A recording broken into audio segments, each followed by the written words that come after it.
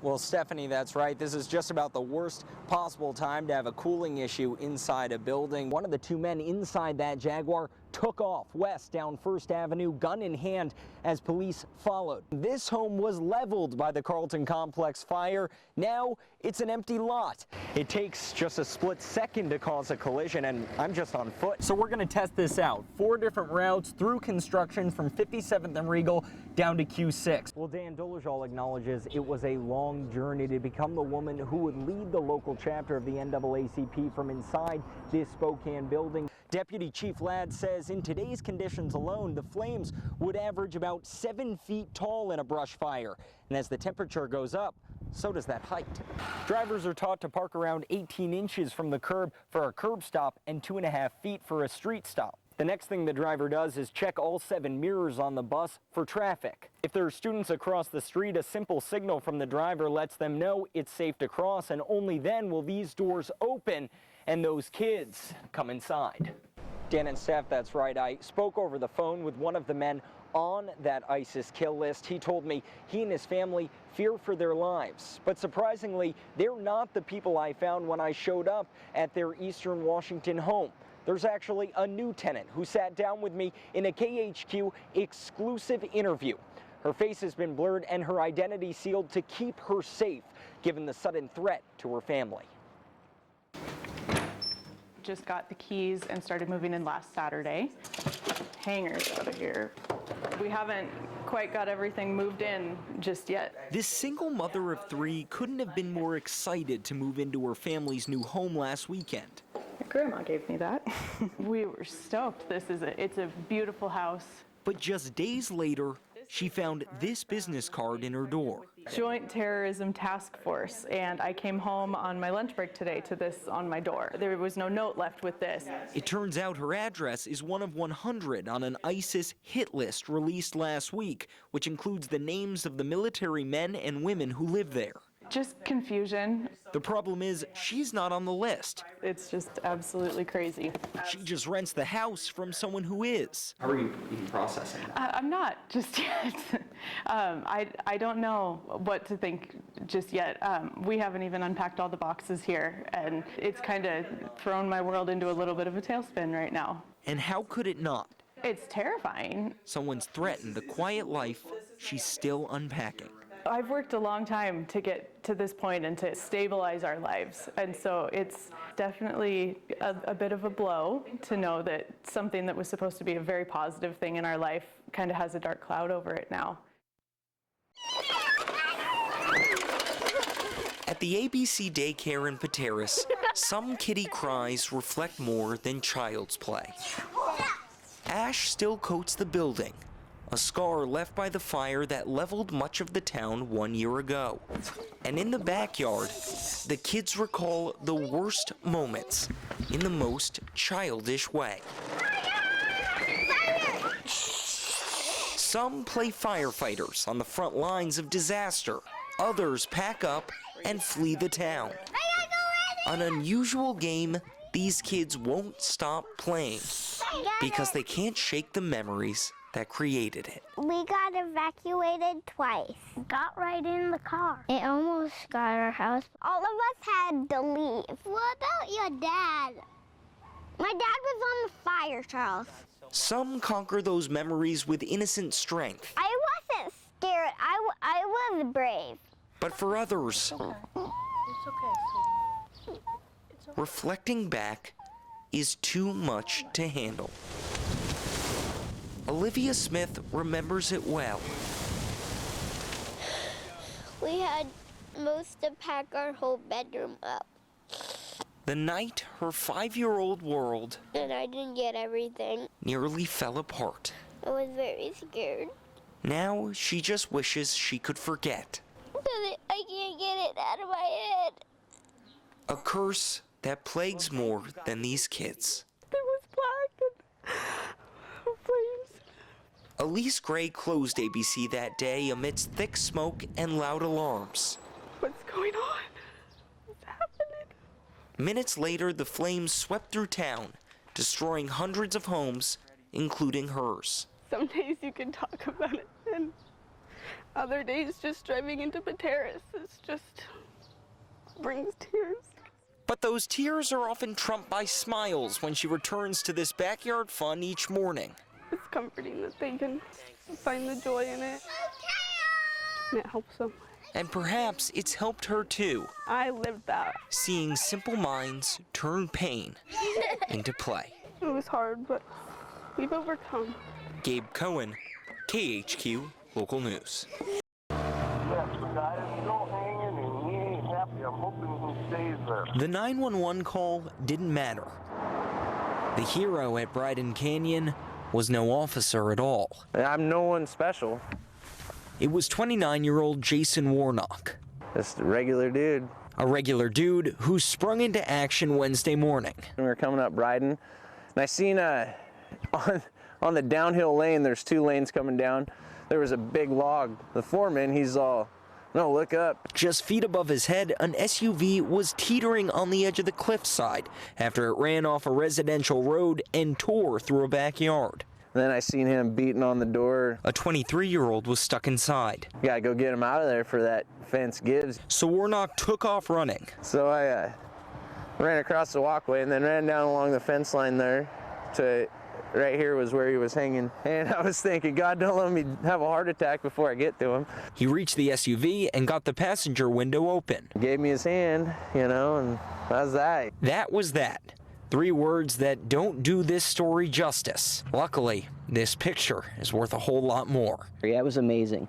That's Warnock pulling Matthew Sitko from his SUV. When police arrived, Sitko was beside the vehicle. As for Warnock, He said he had to go to work, and he told the officer he was leaving. Well, the cops are there, you know, so he's in good hands now. Now I gotta go frame some walls. he just wanted to get back to his quiet life. I don't want recognition. I don't feel like a hero at all. I don't want to. Lewiston police would beg to differ. We always tell people to be cautious about what they get involved in, but it's human nature to react and to help, and so we're very thankful in this case that he was helped by a citizen. And how could they not be? After all, you wouldn't expect this from a regular dude. I feel like I just, you know, God put me in the right place at the right time. This fire is like a monster. It just picked and chose what it wanted to burn. John Neunecker built almost everything on his property with his own 2 hands, including the home in which he and his wife Lori raised their 4 children. Well, it was a family thing. I mean, you know, not just my wife, my kids, all of us. We chipped in and we built the whole darn thing ourselves. It was a beautiful house. 6 weeks ago, the Carlton Complex fire destroyed that home. You couldn't build on it now if you wanted to.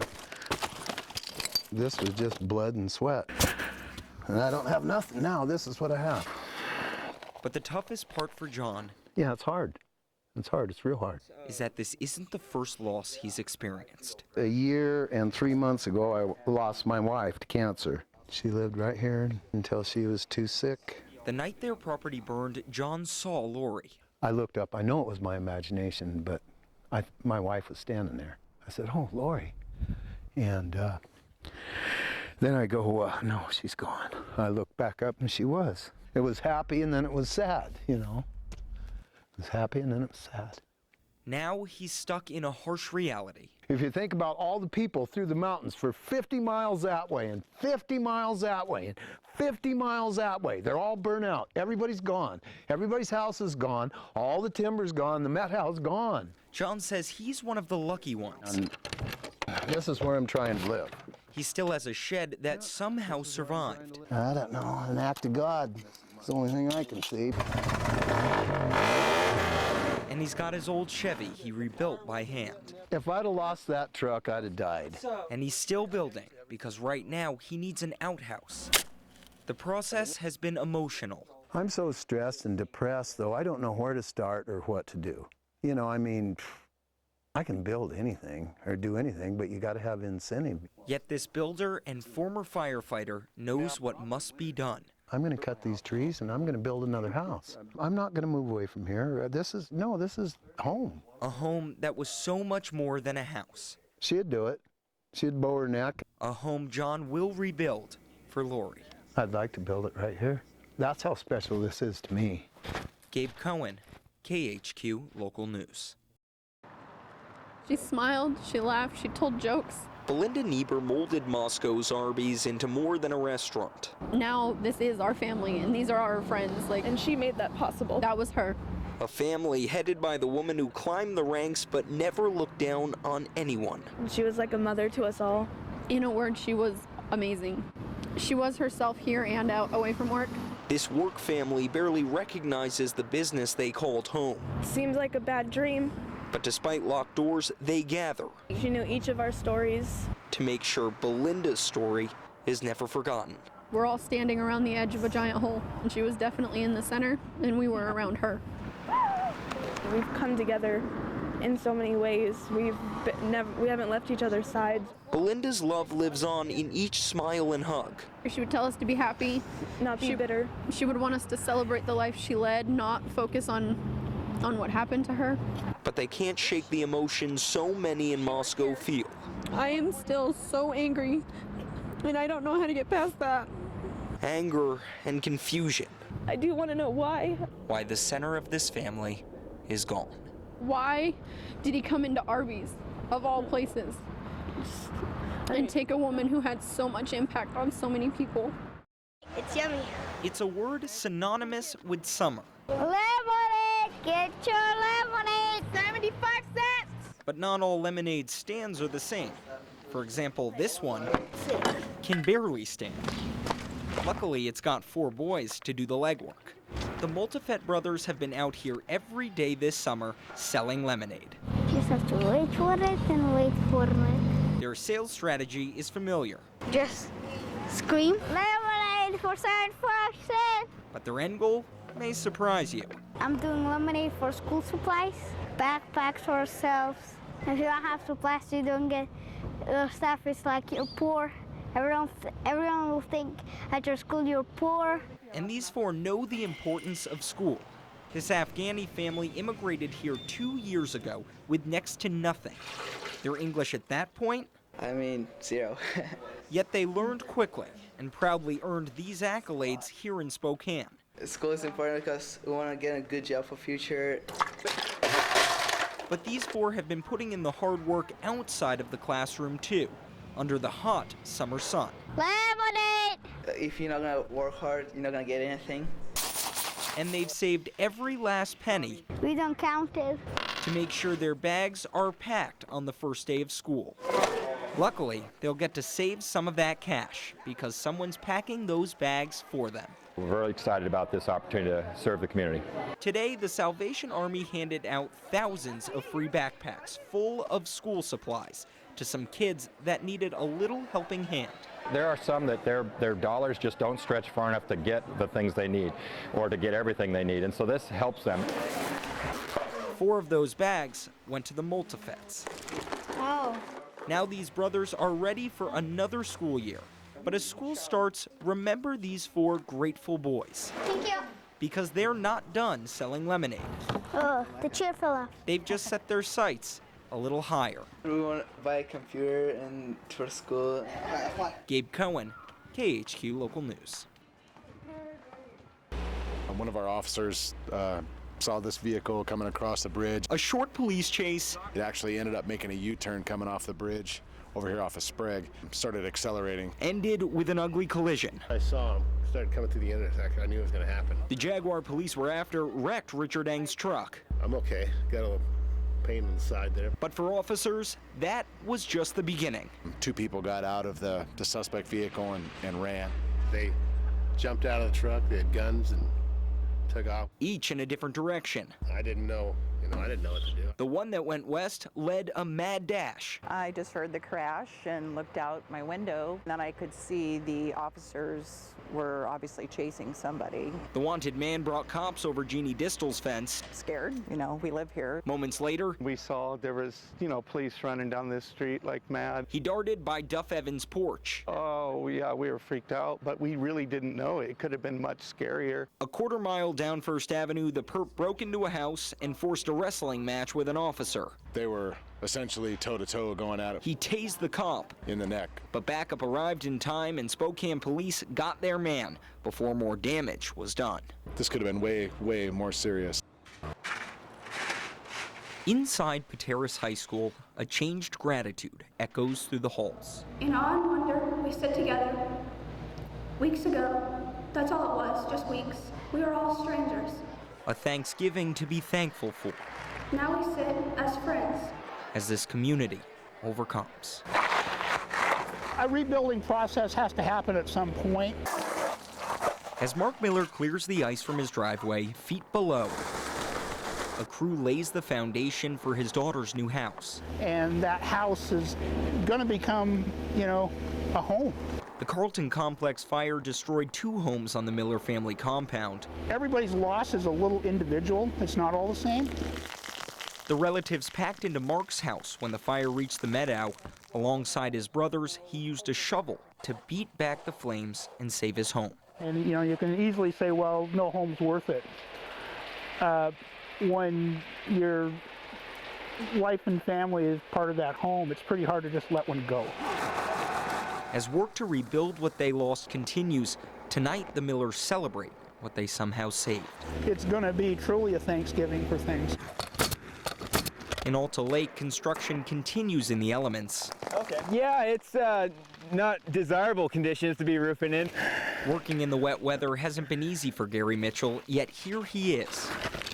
Usually if we have 3 or 4 days of snow and rain, we'd stop, but yeah, we just gotta keep pushing forward. And why's that? People need to get back in their homes. These are the plans for the house. That's where Sue Gessel finds herself today. I really did experience a lot of blessings through all this. In a few weeks, she'll move into her new house after months living in a temporary trailer. A time when, perhaps surprisingly, she discovered the fire brought down more than the walls of her home. The walls burned down between people, too, and we got to know each other in a different way, a more real way, a deeper way. There's not beauty in the ashes, but there has been beauty coming from the ashes. Those ashes are almost invisible beneath the snow that came accompanied by the cold. But for some, this won't be a winter simply defined by new beginnings, but rather one defined by survival. Come on. The snow is not helping. Gil Johnson builds a fire with scrap wood every day. It's trying. So that she and her sons stay warm. I just want to quit, but I can't. Got the kids. Johnson's family lost their Brewster home in the flames. She'd lived there since she was born. Doesn't feel like home anymore. It's just completely different and bleak. It's very, very depressing. That was this side looking from the south. Now she's left with photos. Kind of makes me sad to see them now. And memories. And it makes me angry to work so hard for so long on something and just poof. It's all for nothing. And a couple poorly insulated trailers donated to keep her family alive. I've been really grateful for what people have given me. You just grit your teeth and do what you have to do. But despite little electricity and no way to pay a heating bill, she's still here. I want to be here as long as I can be here. This is my home. I can't say it's my house anymore, but it's still my home. Making the best of the worst with a small fire and a frosty living room. Deeply saddened by what she lost, but so grateful for what she didn't. Yeah, I miss my stuff, but we're okay, so stuff's not that important anymore. It took courage to overcome the Carlton Complex fire. We've been changed for the better. Courage 17-year-old Melissa Gray didn't know she had when she lost her home. So we'll celebrate Thanksgiving because it was bad and because it gets better. Courage that keeps Gail Johnson going. If I build another house, it's going to be a straw bale house, covered with cement. It's not going to burn. There's still so much to be done, but perhaps it's the small things that will help this community rise from the ashes. Like a hero's welcome for those who saved lives and property when Okanagan County burned, and the words of a young girl with a changed gratitude. Love the strangers, for they may gather with you as friends one day soon.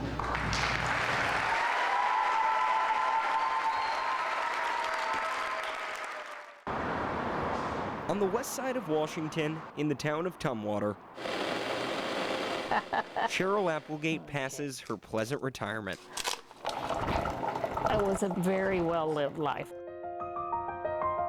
A long life of family and faith provided by 2 adoptive parents. I don't know what I would have done without them. Nearly 69 years later, she doesn't doubt she was raised right. We had a good family life. But there is one question still to be answered. All I knew was I was adopted and that I had 2 sisters. And that's all I knew for a lot of years. I had no idea if they were even alive. And for decades, Cheryl never needed to know. I felt like I was kind of rejected and thrown away, and I just didn't have any desire to find them. But last year, the state of Washington unsealed adoption records, and Cheryl decided to take a chance. I wrote out my check, I filled out that form, and I sent for my birth certificate. I just placed it in the Lord's hands. I told him, I said, God, if it's in your will for this to happen, you have to be the one to make it happen. Here about a week and a half ago, we got a hit. On a quiet Sunday morning in Spokane, Karen Baer received an unexpected call. That's all I could say. Oh my gosh. It was her baby sister, Cheryl. Finally happened. Good. It came to pass. It was awesome. The conversation began how you'd imagine. I said, hi. And she said, hi. I believe I says, hi, sweetie. I said, it's nice to meet you after all this time. Then it took a turn that sank Cheryl's heart. She said, we need you to get over here as soon as possible. Bev's in the VA hospital, and she has lung cancer. In a VA hospice room, Beverly Evans passes the time she still has left on this earth. Terminal lung cancer. Her strength has diminished. All it's going to do is get worse. Her prognosis is dire. Several weeks to maybe several months. Time she'll spend, as always, with her sister Karen by her side. We started out together, and now we're going to end together. The 2 braved a tough childhood together. That's all we had was each other. We pretty much brought ourselves up. Soon, they'll separate. It's going to be like losing part of me. My sister Karen and Beverly. But perhaps this is more than tragic coincidence. It's amazing. Perhaps it's fate. It's just amazing. That's brought these 3 together. Isn't that amazing? God's timing is so perfect. I've lived a full life. With one thing left to do. And that's to meet my sister. It will complete my journey. I told her that I loved her, that she was my sister, and that we were going to make this reunion happen. On this sunny May day, Cheryl Applegate celebrated her 69th birthday by crossing Washington. Oh my goodness. To find her family. I can't wait to wrap my arms around them. And they were waiting. This is going to be awesome. For a reunion. Hi. Goodness. 69 years in the making. Oh, hi. How are you? Oh my goodness.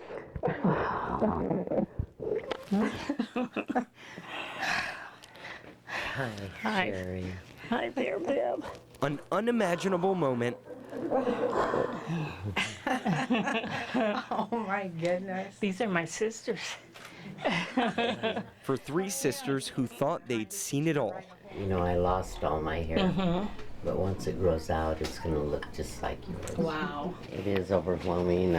I'm just delighted. I'm so delighted that I got to meet you and put my arms around you. This will likely be the only birthday these 3 celebrate together. Painful, yes. But somehow, this moment makes it a little easier. I honor you and I bless you. I honor you and bless you too. To let go. Love you. I love you too. Gabe Cohen, KHQ Local News.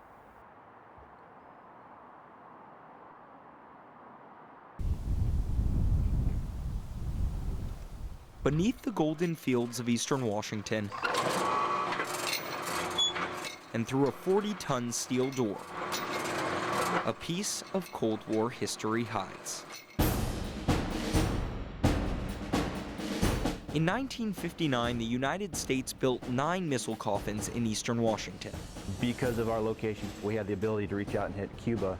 2 years later, they brought in 9 atomic warheads. We had crews in the ground continuously 24 hours a day, 7 days a week, 365 or 366 days a year, ready to go. In 1962, those missiles were pointed directly at Cuba. It was really, really tense and nervous. And at a moment's notice, yeah, that's me. Dick Mallore's team was ready to fire. We're sitting there in the missile sites, just scared to death that we're going to have to use them, because this wipes out our families and everything else. We have nothing left. Thank God we didn't have to do it. In 1965, the missiles were removed and the coffins cleared out. What are you going to do with 3 million tons of concrete and steel? It kind of boggles the mind when you think about it. In 1969, Mark Kramer's family bought one of the sites for just $2,500. This was the actual launch room. The missile was in that other room over there. Missile laid down. And this ceiling here would lift up like 6 or 8 inches. It would lift up, and then it would slide sideways off. These are surveyor marks. We keep learning more and more. Time has taken its toll on the site. You see all the bolt holes. But that's fine.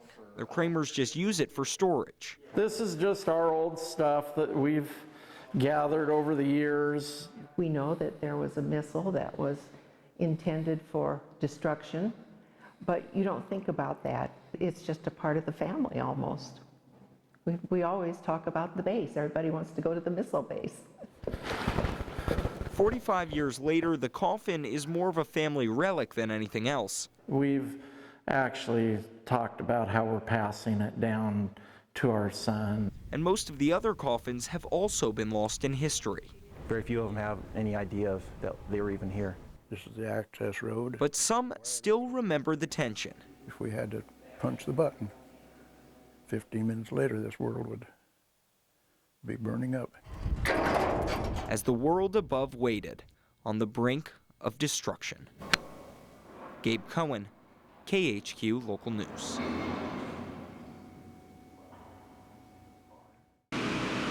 Colors tend to define the sights of the fall season. But along Corbin Park today, it's not just the foliage that flavors the neighborhood. It is extremely different. It just makes you happy. You recognize it and you say, this is Corbin Park. Neighbors here all know this artwork, scattered across a dozen yards, all crafted by the same 2 hands. When I'm out here working in my studio, I forget all my troubles and so forth, and it makes me very, very happy. Doug Sutherland loves art. There we go. And his home is a museum like none other. It's extremely unusual. I just love color. I was raised during World War II when there were blackouts all the time and we couldn't have hardly any lights on. This is a celebration of being able to have all the lights I want. Doug makes art too. He has for 10 years. I filled the kiln here last night. He spends hours in his studio every day. I guess I'm prolific. But this art, he doesn't stow away or even sell. I give it all away. Here it is. It's all yours forever and ever. Almost all of us around the neighborhood have some piece of it now. He does it with love. Just about anywhere in the vicinity of the park, you'll see it. I always say to him, where does it come from? How do you do it? Where does it come from? It'd be fun to be inside there. But the 75-year-old who loves to color his neighbors' yards won't be here forever. I was diagnosed 3 years ago with leukemia. His prognosis is uncertain. I have no idea, none. But somehow that doesn't bother Doug. There is loss in life and so forth, and we need to live with that and accept it. It just made me appreciate life more, which I always did. And that's why he does this, to live life to the fullest. I feel it's all about the inner child. And perhaps leave a smile on a few faces in the process. You can see the result. Gabe Cohen, KHQ Local News. 2 days after Thanksgiving on Interstate 90 near Mile 8. This is where his car flipped and hit. 24-year-old Shane Novak suffered a seizure behind the wheel and died after an ugly crash. And I wasn't there for him. I always felt that I should be my son's protector. 2 months later, Mark Novak returns once again to be with his son. I try to talk to him every day. He was my life, and I just miss him so much. But Novak's visits nowadays aren't just to be with Shane. He comes to protect the memorial that remembers him. I have 2 zip ties on there, and now I'm gonna put a chain on here. A chain Novak hopes will deter the person stealing the stuffed animals he leaves for Shane. It just breaks my heart. I don't understand why someone would be so cruel to want to destroy my memories of my son. Still littered below the pole are sliced zip ties and the culprit's calling card, a pack of gum. Last time they put it around the chain, inside the chain, like saying I was here. The first bear was cut down 4 days after Shane died. 2 more were gone a month later, and the most recent someone stole last weekend.